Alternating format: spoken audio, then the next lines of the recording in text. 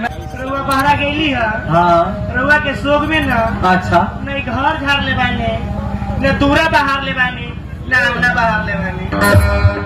जिया हम मेहरारू सतयुग में वो है आ कलयुग में तू है।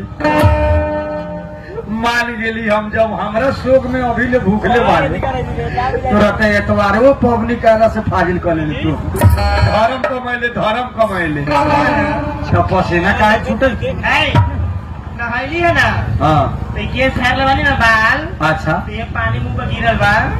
हम कह काहे पसना लगल आजू चला चला घर में चला रे आई घर में माटी कैसे उधड़ायल हो रे। मानी नहीं कहता जी हाँ जा सिक्का में दूध टंगले रही जानली शिकार में हाँ हाँ हाँ दूगो पिलाइया के हाँ। पिलार दूधो पी गए माटी कोर के भाग गए।